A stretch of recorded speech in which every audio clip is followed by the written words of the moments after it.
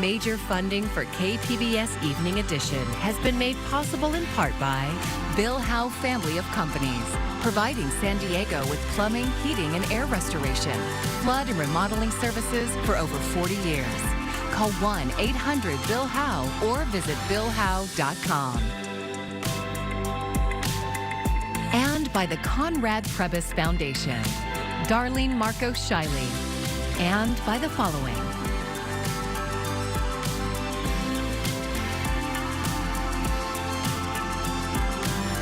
And by viewers like you.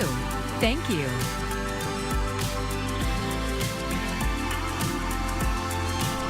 One week from today, President Trump has promised to increase tariffs on a broad range of products by 25%. Thanks for joining us. I'm Amitha Sharma in for Maya Trabulsi. Today, the alarm went off at San Diego City Hall. KPBS reporter John Carroll says local civic and business leaders are warning the tariffs will be a disaster. District 7 Council member Raul Campillo organized this afternoon's news conference, and he was blunt. The president is calling April 2nd Liberation Day. But I have to ask, liberation for whom? And liberation from what? Campillo went on to answer his own question. There's nothing liberating about raising the cost of fruit and vegetables and beef from Mexico, or gasoline and heating from Canada, or housing and construction materials, or clothing or appliances. Campillo was surrounded by business leaders from the construction industry, the Regional Economic Development Corporation, and the usually conservative-leaning San Diego Regional Chamber of Commerce. As the Cali Baja region has a GDP of nearly $250 billion and is a conduit for over $70 billion in cross-border trade, imposing tariffs will disrupt our integrated supply chains and affect local manufacturing jobs and trade-related jobs. As the business leaders went up to speak, the warnings didn't get any less urgent. We know that the tariffs will add $10,000 to the cost of a home. And when only 9% of San Diegans can afford a home, that is critical. And in fact, that $10,000 adds no value to the home, no value to the person who buys a home or lives in that apartment, and would add $70 a month to their mortgage payment. That's $70 a month for 30 years. And 98% of firms are small businesses, and 60% of working San Diegans are employed by small firms, which means that with that being double the national average, when actions are taken that threaten small business jobs, they have an outsized effect on San Diego. While everyone who spoke today said tariffs would be disastrous, they also say even the talk of them is harmful. The Chamber's Kenya Zamaripa says a binational delegation will travel to Washington next week to press their case with the administration. Will the visit do any good? Well, as the president likes to say, we'll have to see. John Carroll, KPBS News. The Trump administration will soon require some people living along the border to provide personal information when they wire cash to another country. The new regulation targets money laundering by Mexican drug cartels. But KPBS reporter Gustavo Solis says privacy experts have serious concerns. It is the opposite of what Trump has promised to do with deregulation, and it raises a whole host of civil liberty questions. That's Aaron Klein, a senior fellow at the Brookings Institution. He's talking about the administration's decision to lower the threshold required to flag suspicious cash transfers from $10,000 down to just $200. The new threshold only applies to money service businesses like Western Union or MoneyGram, not big banks. Klein says that it will impact immigrants who regularly send remittances to family members back home. But this is going to pick up everybody who sends their mom $300, $400, $500, $600, $1,000 for Mother's Day. New immigrants who send smaller dollar amounts more frequently, but a lot of established immigrants who send things home. The Treasury Department did not respond to a request for comment, but it did issue a statement saying, quote, "Combating drug cartels and stopping the flow of deadly drugs into the United States is one of the administration's highest priorities." The new regulation is drawing criticism across the political spectrum. Nicholas Anthony from the libertarian-leaning Cato Institute calls it a form of financial surveillance. They want to know your name, your address, your social security number, and also the information for the other party. That is why it is so concerning when we as individual people do not get to consent to who has access to it. Experts also worry that money service businesses may increase prices to cover the added cost of the new regulation. Gustavo Solis, KPBS News. Well, we are going to be dealing with a little bit of blowing dust in interior areas with a strengthening wind from the west over the next few days. But tonight, we have a lot of clouds, low clouds lurking near the coast and more of a partly cloudy sky across the interior. Temperatures will drop down to 57 tonight in San Diego. In the interior, 57 into Borrego Springs, but 51 into Mount Laguna. We'll be looking ahead to Thursday as that wind picks up, and we'll tell you how that will impact temperatures in just a little bit. The San Diego Unified School District is moving forward with plans to convert some of its property into affordable housing. KPBS education reporter Katie Anastas says the goal is to offer employees and their families a way to live where they teach. Last night, the board affirmed its goal of providing affordable housing for 10% of its staff by 2035. More than 50 employees and their families have already moved into Livia, a housing development built on district property in Scripps Ranch. We have an educator at Rosa Parks Elementary who's now living in housing built on district property, the Livia development, who was commuting from Tijuana for 10 years, waking up at 2 in the morning to wait in line at the border with her 5 kids, having to brush their teeth in a coffee shop before she dropped them off at school and went to her job. Now she's paying half of market rate to live in a 3-bedroom apartment at Livia in Scripps Ranch. On Tuesday, the board voted to seek proposals from developers from 5 other sites. The district would continue to own the land while the developer pays to build and operate the housing. A survey of more than 2,000 district staff found that most had considered leaving the district because of high housing costs. District leaders say they want to provide housing that's affordable for both low and middle income staff, meaning they're spending less than 30% of their monthly income on rent. We did want a broad range of incomes, and somewhere ranging, from say 50% area median income all the way up to 100 or 120% area median income. So, because even people making 100 to 120% sometimes struggle to meet that 30% of their income threshold in our really costly housing environment. The 5 sites include the Eugene Brucker Education Center. University Heights and Hillcrest residents asked the board to prioritize building as many units as possible there. We need to worry not only about the supply for our teachers and staff, but the community as a whole. And we're talking about some of the best public land we have in the community. Along with housing and adequate parking, each property must include something the district can use, like a child care center or student garden. The district will hold meetings at each location to gather community input in the coming months. The board plans to consider the developers' proposals in December. Katie Anastas, KPBS News. Today marks 1 year since Baltimore's Francis Scott Key Bridge collapsed after a large cargo ship struck one of its pillars. Now, the federal government is recommending dozens of bridges across the country be evaluated. The San Diego Coronado Bridge was one of 68 structures on the National Transportation Safety Board's list. The NTSB says the bridges recommended for assessment are not necessarily at risk of collapse, but all were designed prior to national guidelines set in 1991, establishing an acceptable risk threshold and requiring vulnerability assessments. And we're getting new insight into the risks for other major bridges across the country. Michael Yoshida gives us a look at the lessons learned from the tragedy. We remember the cold morning in March that changed our state forever. Early March 26, 2024, the container ship Dolly lost power and struck the Francis Scott Key Bridge in Baltimore. It collapsed, killing 6 construction workers. Wednesday, the somber anniversary.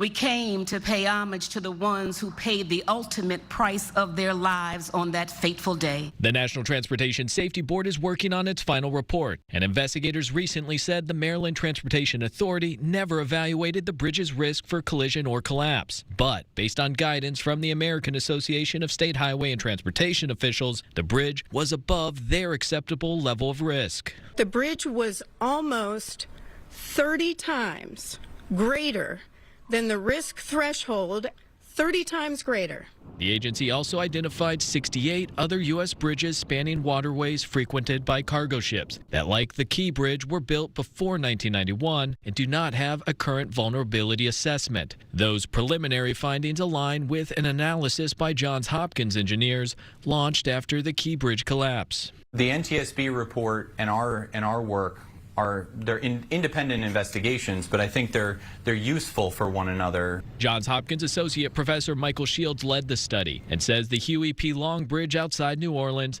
and the San Francisco-Oakland Bay Bridge are among the most vulnerable. This type of risk is real, and if we don't do something about it, if we don't take protective measures, that this type of thing will happen again.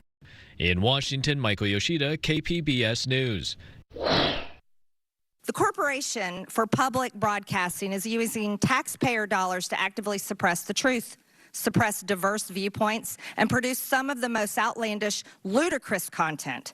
After listening to what we've heard today, we will be calling for the complete and total defund and dismantling of the Corporation for Public Broadcasting. Those comments from Congresswoman Marjorie Taylor Greene came this morning at a congressional hearing. NPR CEO Catherine Maher and her counterpart at PBS, Paula Kerger, appeared before a subcommittee on government efficiency. They defended public broadcasting against accusations by Republican lawmakers of political bias. Earlier, I discussed the hearing with KPBS General Manager Deanna Mackey. Deanna, public broadcasting and NPR have been a target of defunding almost since they were established more than 50 years ago. How do you view the latest war against public media? Well, we're taking this attack on public media very seriously. And obviously, it's a concern to see our national partners brought to this hearing and their integrity and the work they do for the American public called into question. Here at KPBS, we're focused on the service we provide for San Diegans, and really on three things. Our local news service, which is appreciated by people across the political spectrum. We know Republicans and Democrats use our service and they appreciate it. And I have complete confidence in our editorial processes. Our children's programming and our events for children, which really are an alternative to preschool for many low-income families. And of course, the joy we bring to San Diegans with arts and culture and events. So we're focused on continuing to be a frontline public service for the San Diego County. And while that focus remains, what is public media doing specifically to ensure that this federal funding continues? Well, all stations, including KPBS, are signaling value to our constituents. So here we've been doing television spots, which I've been featured in, talking about our local news service, our arts and culture initiatives. We're sending letters and emails to our audience and to our members, reminding them of the work we do on their behalf and encouraging them to go to Protect My Public Media, where they can learn about how they can signal their support for our work. So if by chance that effort is unsuccessful, can public media, including KPBS, survive without that funding?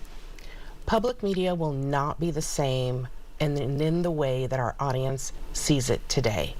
For KPBS, we will lose 13% of our budget, which represents almost $4 million. And that would happen this calendar year. So there would be an immediate impact on local service as well as the national content people are used to seeing. Interesting times, Deanna.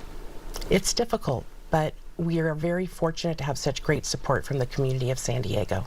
Thank you, Deanna. Thank you. I'm Amna Nawaz. Tonight on the NewsHour, new details from the Signal chat that Trump officials used to discuss military strikes. That's coming up at 7 after Evening Edition on KPBS. Amid President Trump's 10th week in office, voters remain split on his job performance. A poll this month shows just under half of voters, 49%, believe President Trump is doing a good job. Just over half disapprove of Trump's handling of the economy. I spoke with two local voters, a Republican and an independent, about their views on Trump's tenure so far.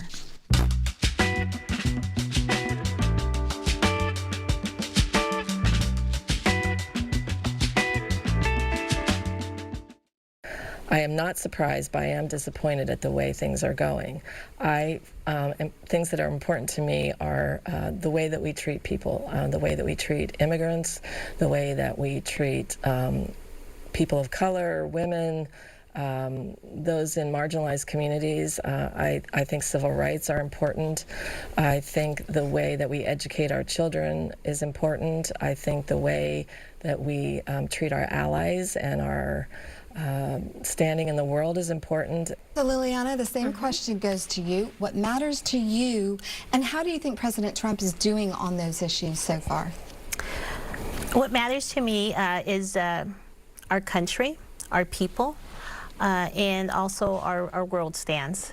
I believe President Trump is delivering on his America First that he was campaigning by tightening up our borders, which is really important to me, especially living here in San Diego. It directly affects us, our families, our communities, and also lessening the drug that are coming into the United States, all the fentanyl that has been captured, the gang members.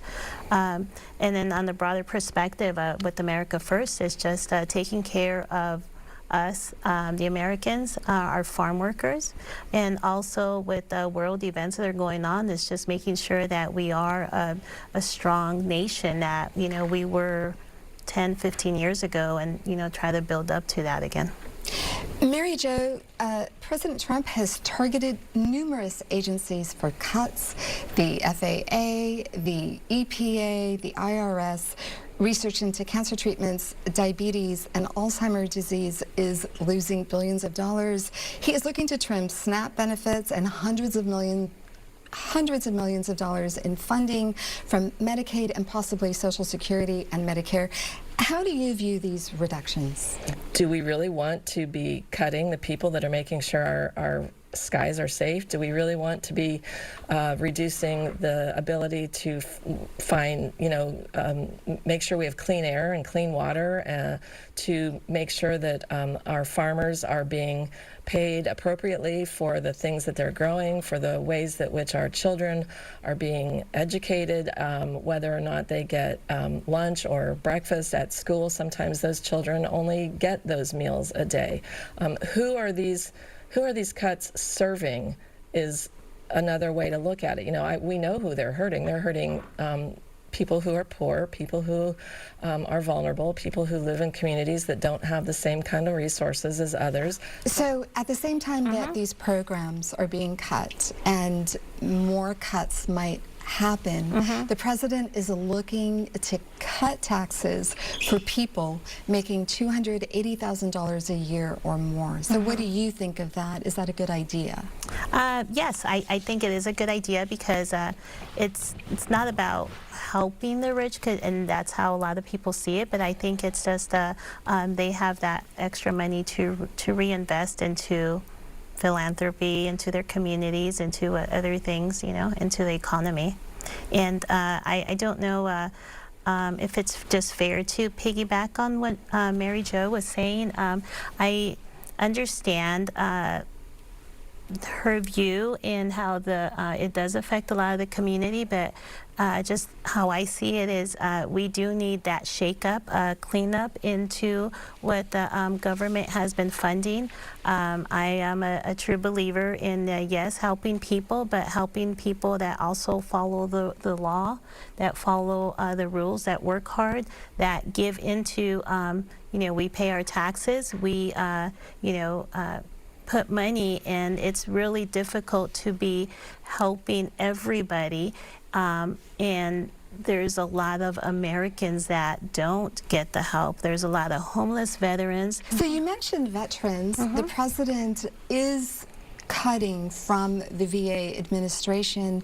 Are there any cuts you don't want to see him make? Any cuts? Yes. The only thing is just our veterans that our medical care. I'm a veteran myself.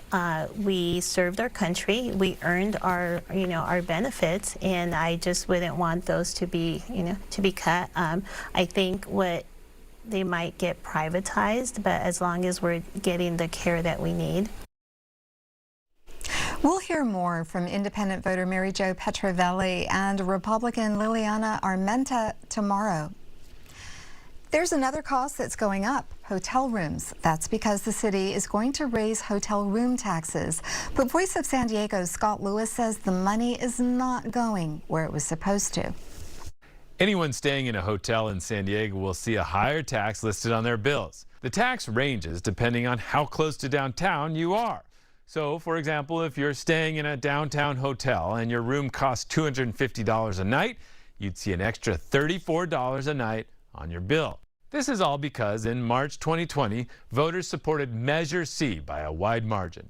You're excused if you don't remember that very well, because a couple of weeks after the election, everything changed when we shut down the economy to try to stop the spread of COVID. So here's a refresher. Measure C asked voters to support a higher hotel room tax and promised that the money would go to a long-desired expansion of the convention center. But also, it would fund services for homeless residents and road repair. More than 65% of voters supported it, but it did not pass. Except it did pass. Hold on, I'll explain.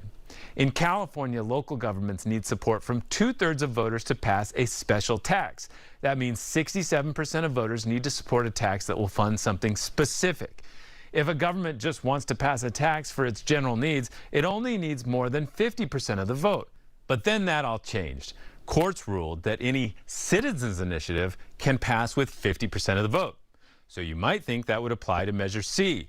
But the city attorney in 2020 said it needed 2/3 of the vote, and it has been tied up in courts ever since. Now the city says enough courts have weighed in, and it will start collecting the higher hotel room tax in May. There's just one problem. Remember, this money was supposed to go toward expanding the convention center, and now the city says it can no longer afford to expand the convention center. Hotels poured millions into getting Measure C passed, but now they will have to be okay with 59% of the money collected going to, quote, finance convention center improvements and otherwise support convention center operations. The rest of the money will fund homeless services. However, the city is going to keep it all in a bank account until one last court battle is resolved. I'm Scott Lewis for Voice of San Diego, and that's why it matters. Voice of San Diego is one of our partners. You can learn more at kpbs.org/Public Matters.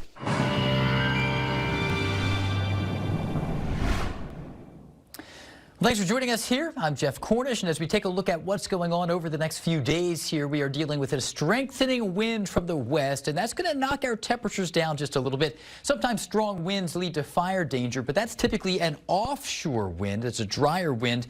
There will be some risk of wildfire spread because of wind, just inherently with the wind that'll be active. But this is an onshore wind, and that comes with a little bit more moisture, and overall, that's a friendlier wind to us here in San Diego County. So not quite as warm on Thursday. Inland areas are going to lose a few degrees, cooling down 3, 4, 5 degrees for some.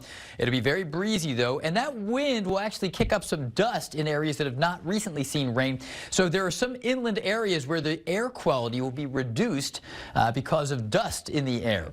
Tonight, not so much our issue. Low clouds, 57 degrees for your low. Thursday, still warm across the interior, but in fact warmer into the Great Basin and the Four Corners region. But we're going to get a little cooler locally, and you can see temperatures around 66 in San Diego. Still a lot of low clouds into Oceanside through much of the day. We'll notice a little bit of a subtraction in our temperatures comparing Wednesday with Thursday. Tomorrow, Borrego Springs back down to 87, Mount Laguna 57 degrees, so just a little cooler in some of these areas. Friday, most of the moisture stays north. That's the theme over the next several days here. with storm track impacting the northwestern U.S. and the northern half of California. With that said, there's a weak disturbance. I'm going to highlight this here as we move into Friday. So Thursday, low clouds, a little brighter into the afternoon. Friday, pressing pause at 9 a.m. You can see just a suggestion of a couple of patches of maybe a little bit of drizzle, maybe a brief sprinkle or two. And again, we'll keep an eye out for that. So again, that'll introduce just a chance for a very transient rain shower on Friday near the coast. We're not expecting much. I don't think it'll even be measurable. A lot of us won't even need to use the wipers if you're out. Inland areas, you'll stay dry, patchy fog giving way to sunshine, and a little bit less cloud cover as we step into Sunday. A nice time. Then into the mountains we go, and here we're kind of hovering in the mid to upper 40s during our coolest time on Saturday. We warm back up into the mid 50s Monday, and into the deserts we go. We're going to drop from 87 Thursday to 73 Friday. A big dip there, and we'll be bouncing back to near 80 or 81 on Monday. For AccuWeather, I'm Jeff Cornish for KPBS. For nearly a century, Dr. Seuss has helped young children learn to read and love it. Today, the Dr. Seuss Foundation continued that mission with a new $15 million initiative. They teamed up with the San Diego Foundation to launch Ready to Learn. The two foundations will award grants to 18 local nonprofit organizations with programs for young learners. Kids from 0 to 5 should be allowed and access to learn to read so that by the time they get to school, they're ready to go. They understand, they recognize letters, they're ready to embrace a book and really learn to love reading. According to the San Diego Council for Literacy, nearly half of third graders in the San Diego Unified School District do not meet state standards for reading and writing. Speaking of reading, do you have a favorite book you would recommend to everyone in San Diego? One Book, One San Diego 2025 nominations are open through April 1st. Submit your pick online at kpbs.org/onebook. You can find tonight's stories on our website, kpbs.org. Thank you for joining us. I'm Amitha Sharma. Have a great evening. Major funding for KPBS Evening Edition has been made possible in part by Bill Howe Family of Companies, providing San Diego with plumbing, heating, and air restoration, flood and remodeling services for over 40 years. Call 1-800-BILL-HOWE or visit billhowe.com. And by the Conrad Prebys Foundation, Darlene Marcos Shiley, and by the following.